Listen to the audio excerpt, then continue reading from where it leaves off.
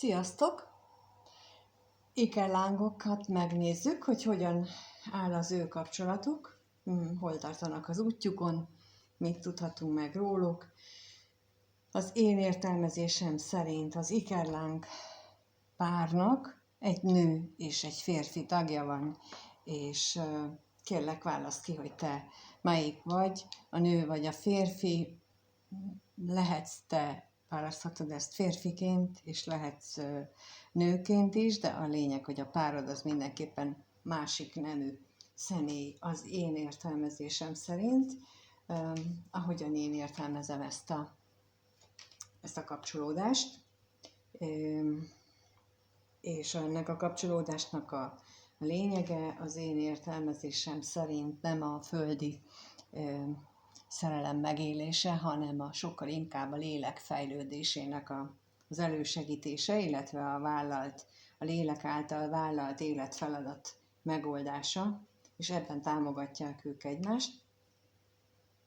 Ez az én gondolatom, az én tapasztalatom, és akkor ez szerint nézzük meg, hogy ez a lélek, vagy ikerláng pár,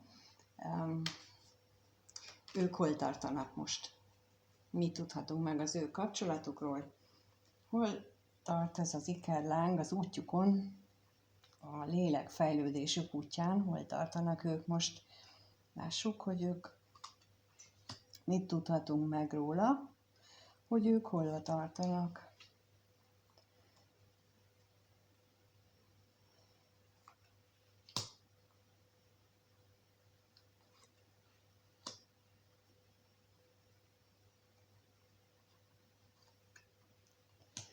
Úgy tűnik, hogy ők nagy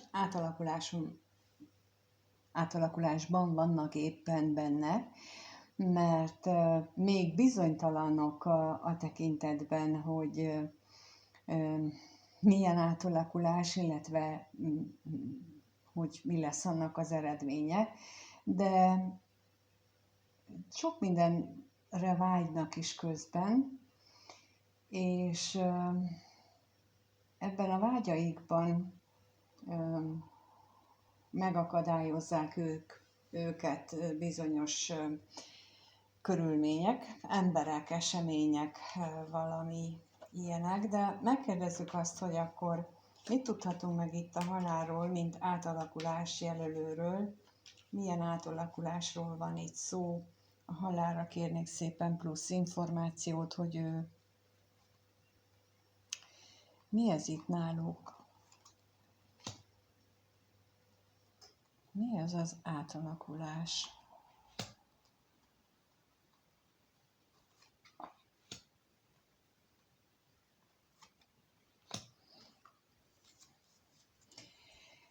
Olyan, minthogyha a kevés kommunikáció ellenére mégis valamiféle belső küzdelmek, belső hazugságoknak a legyőzésén vannak túl, vagy éppen annak a áttranszformálását élik meg. És ez az, amikor önismeretet végez az ember, fia vagy lánya, és akkor szembenéz magával, és beismeri, hogy húha, hát én ezt mondtam, de az így nem volt igaz. Vagy jobban mondva, hogy én azt hittem, hogy ezt mondom, de közben meg kiderül, hogy mégsem. Tehát, hogyha jó mélyre néz az ember, akkor megtalálja, és ezt nagyon nehéz elismerni, és nekem most egészen úgy tűnik, minthogyha ők olyan ebben a szakaszban lennének, hogy ilyen nagy felismeréseik vannak, hogy ők az életük során olyan hitrendszerben éltek, vagy olyan úgy gondoltak magukra, hogy ők ilyenek, és akkor kiderült, hogy hát azért nem egészen. És lehet, hogy akkor itt a bíróra rákérdezünk, hogy mit tudhatunk meg a bíróról. Mert ez a tény bizony elbizonytalaníthatja őket. Igen, pontosan erre gondoltam, hogy hogyha ilyen lelki úton van az ember, tehát hogyha így belenéz magába, akkor nagyon bizonytalanná válik saját magát illetően, és ez így akkor nagyon is érthető, hogy ezen mennek ők keresztül.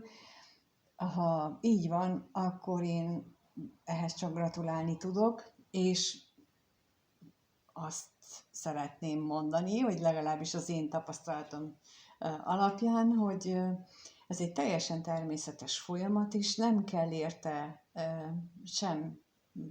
senkinek magát bántania, hogy úristen, mit tettem, azt, pont, ennyi. Tehát nem, és ennek a lelki fejlődésnek pont ez a lényege, hogy nem kezdjük el szídni sem a másikat, sem magunkat, hanem megtanuljuk elfogadni az életet úgy, ahogy volt, mert nem tudunk rajta változtatni. És talán pontosan ezt a dolgot tanulják ők mind a ketten, hogy az életet úgy elfogadni, ahogy kapjuk, mert mindennek oka és célja van. És akkor megnézzük, hogy mire vágynak. Lássuk, hogy mit jelent itt a vágy. Mi az, amit itt ez a vágy jelent?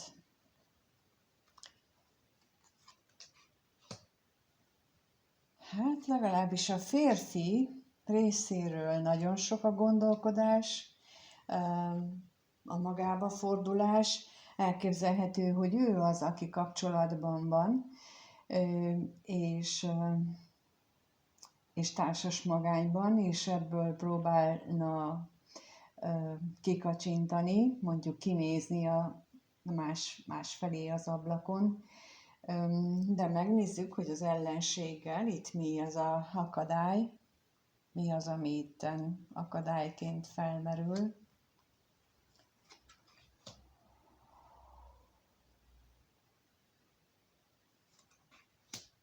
Távolság, ami elszomorítja őket, vagy legalábbis az egyiket, és a reménytelenség. A távolság és a reménytelenség az, ami akadályként felmerül, és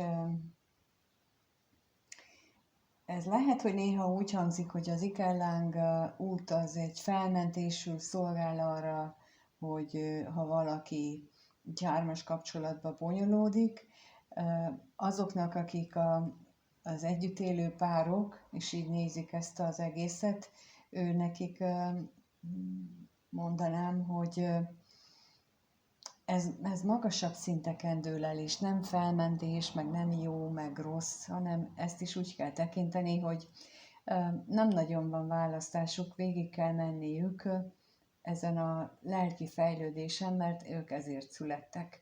És viszonylag kevesen vannak azok közül, vagyis az emberek közül kevesen vannak ilyen úton, tehát akik azt gondolják magukról, hogy Ikellán kapcsolatban vannak, nem. Körülbelül a 8-10% a szerelmi kapcsolódásoknak csak legfeljebb ilyen, mert ez nagyon magas szintű lelki fejlődést szolgál. Ők ezt vállalták be a születésükkor, és ezért bevállalják azt is, hogy egyedül lesznek, és csinálják tovább az életüket. Mert, mint ahogy már többször mondtam, hogy az Ikellán kapcsolatnál nagyon ritkán van az, hogy a földi szerelem, vagy a földi beteljesülés az megélésre kerül. Tehát nem is az a célja. Úgyhogy itt most megint erre láttam utalást, hogy a férfi például ezt vállalja be, hogy külön vannak, és befelé fordul, és a saját lelki világával törődik, és valószínűleg a nő is, csak azt nem mutatták így a lapok. De akkor megnézzük, hogy mire gondolnak, mert itt már láttunk, hogy a gondolataiban magába fordult a férfi, de hogy akkor miről szólnak, mire gondolnak ők, hogyan gondolnak egymásra, felismerték-e vajon, hogy ilyen feladatot teljesítenek, vagy nem, annak függvényében, hogy itt láttuk, hogy itt nagyon nagy átalakuláson mennek keresztül. Kettőt kérnék szépen a nő részéről, hogy gondol ő a férfira,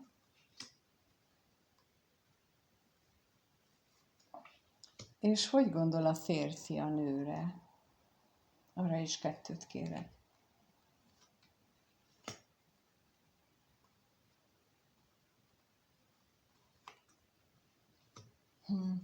Hát a nő úgy gondol a férfira, hogy ő kitartó, kitart emellett a kapcsolat mellett, kitart a férfi mellett, kitart amellett, hogy ez egy rendkívüli adomány, hirtelen jött, váratlanul jött adomány, és úgy tűnik, hogy ő talán erre ráeszmélt már, hogy itten többről van szó, de megnézzük, hogy mit jelent itt a hűség. Mit tudhatunk meg róla bővebben, hogy mi az, hogy hogyan tart ő ki mellette.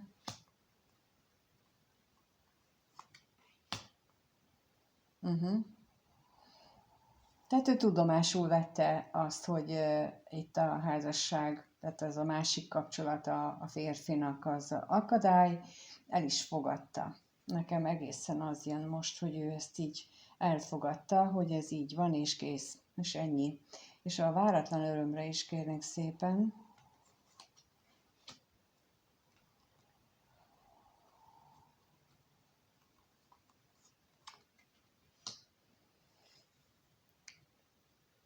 És igen, tehát azt is elfogadta, hogy van a férfinak esetleg egy másik kapcsolata, és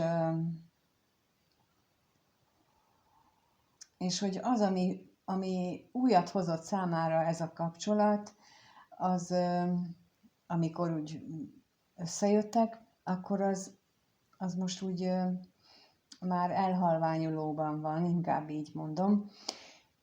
De ő benne nincsen, nem látom azt, hogy ő benne kétségbeesés lenne. Ő egy nagyon jól éli meg ezt a jelenlegi helyzetet, és szépen gondol a férfira. Nincsen benne semmi, hát ilyen csúnya gondolat, vagy ilyen utálat, gyűlölködés, azt én nem érzek itt az ő esetében egyáltalán. Ő megérti és elfogadja. Valószínűleg tartom, hogy már kezdi átlátni ezt a lényegét ennek az egésznek, hogy nem haragszunk, mert a harag meg a gyűlölet az nem jó. Az nem fejleszti az embert, inkább így mondom, legalábbis a lélek fejlődés szempontjából. A férfi részéről ő az együtt töltött időt hiányolja, amikor a nőre gondol, azt a nagyon kellemes együtt töltött létet, amikor elég az is, hogy együtt vagyunk. De megkérdezem, hogy akkor mit lehet itt a veszteségről tudni? Mit tudhatunk a veszteségről?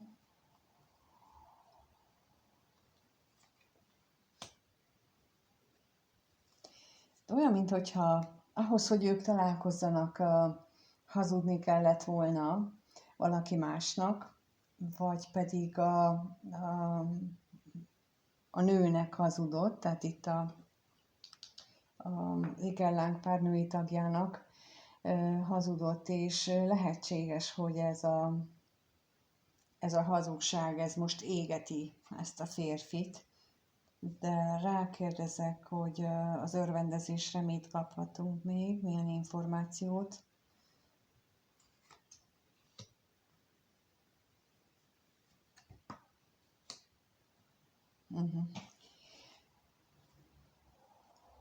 Mert hogy az is lehet ott például az előbbire visszatérve, hogy felültette úgymond a nőt, tehát hogy megbeszélt találkára nem ment el, hanem ott valamilyen kitalált indokkal lemondta, és itt ezt is alátámasztják ezek, hogy nagyon sokat gondol arra, hogy mi okozta azt, hogy vége lett a kommunikációnak is közöttük, mert úgy tűnik, hogy vége lett a kommunikációnak is közöttük, és ez foglalkoztatja nagyon, legalábbis gondolatban mindenképpen ezt a férfi kerlánk tagot.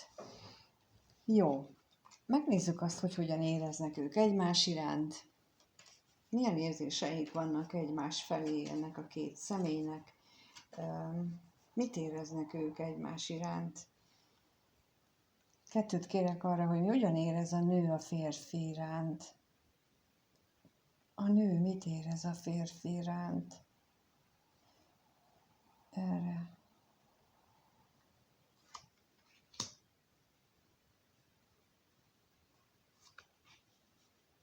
És a férfi mit érez a női párja iránt?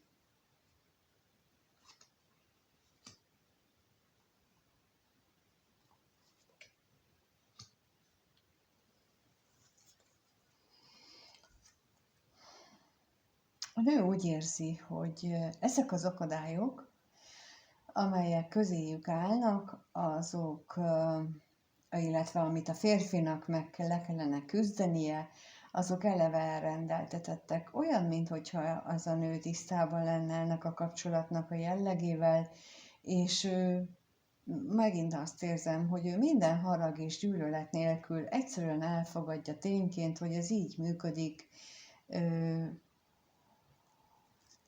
és kész. Tehát, hogy ez így nem érzi azt, hogy most ez emiatt neki úgy nagyon ágálni kellene, vagy ellene felszólalni, de akkor megkérdezem, hogy mit jelent itt az ellenség, mit tudhatunk meg róla többet. Mi ez? Hát a kevés találkozás. Tehát, hogy elfogadja, egész egyszerűen ezt így elfogadja, hogy kevés a találkozás azért, mert ennek így kell lennie. Ennyire egyszerű az ő gondolatvilága, és a férfi pedig nagyon sokat gondol a múltra, a régi dolgokra, nem tudni, hogy mennyire régi, egyes esetekben lehet, hogy akár már gyerekkorban, előző életben, de lehet, hogy a közelmúltra, vagy hát az együtt megélt ajándékszerű pillanatokra gondol csak, és ezt éli át érzelmileg újra és újra, de akkor még erre kérek szépen plusz információt, hogy a gondolatra, hogy mit érez a férfi a nő iránt, és az ajándékra is kérek.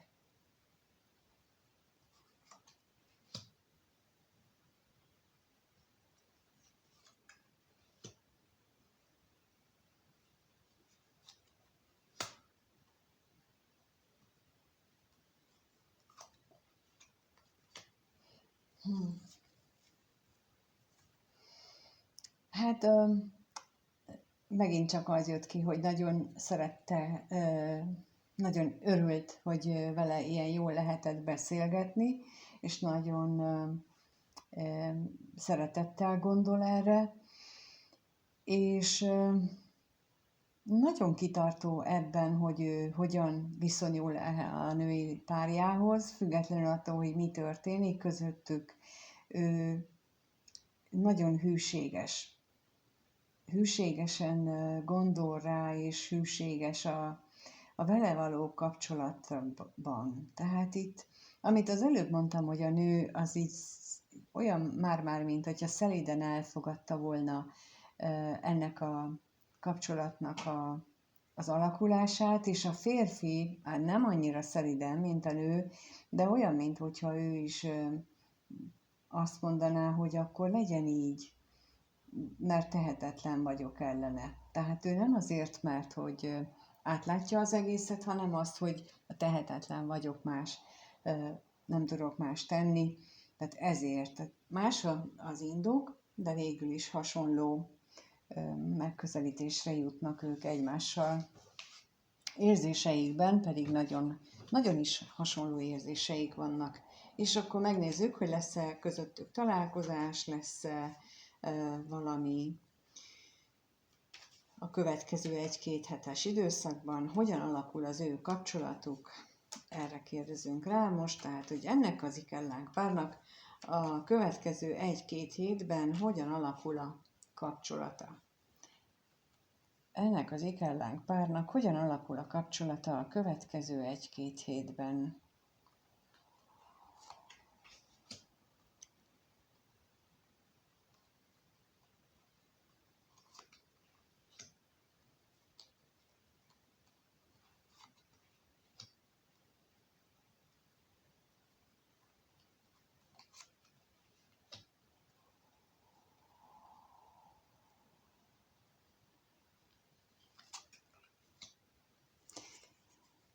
Úgy tűnik, hogy a fizikai távolság, tehát nem nagyon lesz közöttük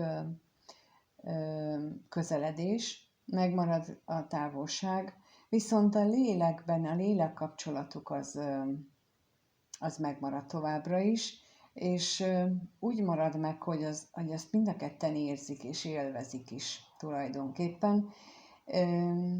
Viszont egyes esetekben lehetséges olyan, hogy itt valamilyen egyéb függőség is szóba kerül, vagy szóba jön, ami beteges szintet is elérhet, és akkor itt gondolok olyan, hogy az egyik fél például masszív alkoholista, vagy drogfüggő, vagy valamilyen más olyan társfüggősége van például, ami beteggé teszi, mert hogy közben esetleg ő már rájött erre, hogy az neki nagy probléma, de egyszerűen nem bír megszabadulni, legalábbis pillanatnyilag még nem tart itt, így gondolja. Megkérdezzük, hogy mit jelent itt az örvendezés.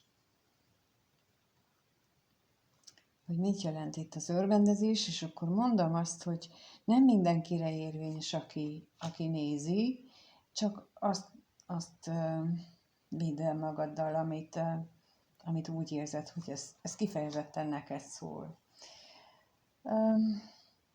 Itt az örvendezésre, ami kijött, ez az, hogy azt gondolják, majd legalábbis a férfi is azt gondolja, hogy ez így van rendelve. Tehát, hogy hogy ő kettejük között ez így van, ez a kapcsolat, és ilyen minőségben van ez, hogy így van elrendelve.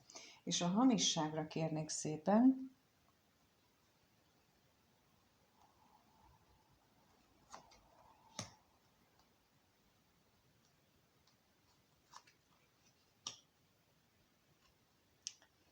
És a betegségre is kérek.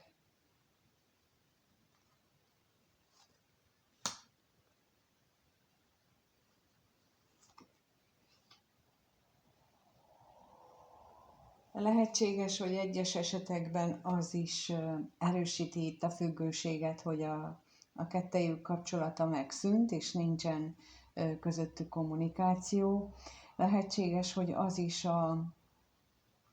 ennek a függőség erősödésnek az is lehet az oka,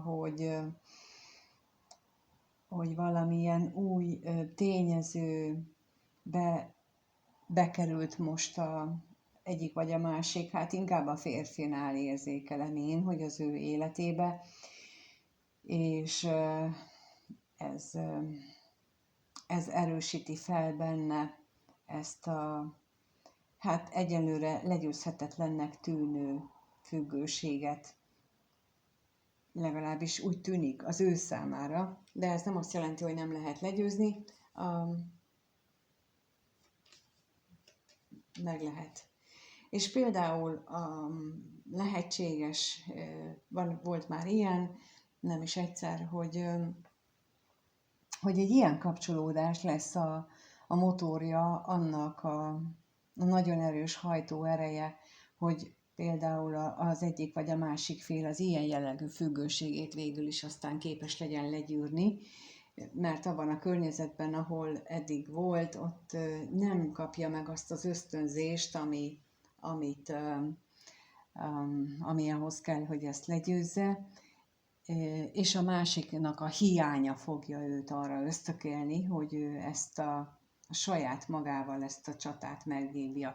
És hangsúlyozom, nem a nőnek kell a férfit támogatni, hanem a hiánya fogja a férfit arra ösztökélni, hogy megvívja a saját csatáját, azt a transformációt, azt az átalakulást, ami ahhoz kell, hogy meglegyen a kellő bátorsága szembenézni önmagával és a függőségeivel. Nos, ez a helyzet, vagy ez lesz valószínűsíthetően egyes nézők esetében, akik az ikellán kapcsolódásra kíváncsiak, és hogy hogyan alakulnak a dolgok, főleg akkor, ha tényleg nincs is kommunikáció, akkor lehet azt tudni, hogy a másik mit csinál és hogy van. És köszönöm szépen, hogy itt voltatok, és megnézitek. Köszönöm, ha megírjátok, hogy ez titeket hogyan érint. Ha tetszik, köszönöm, ha lájkoljátok, illetve ha nem vagytok még feliratkozva, akkor kérlek, iratkozzatok fel. Ha egyéni útmutatást szeretnétek, vagy erről bővebbet, vagy ennek a fejlesztését, vagy hogy ez miről szól, akkor keressetek nyugodtan a leírásban, ott van az elérhetőség, az alapján tudunk segíteni, és mindenkinek minden jót kívánok ehhez a feladathoz. Sziasztok!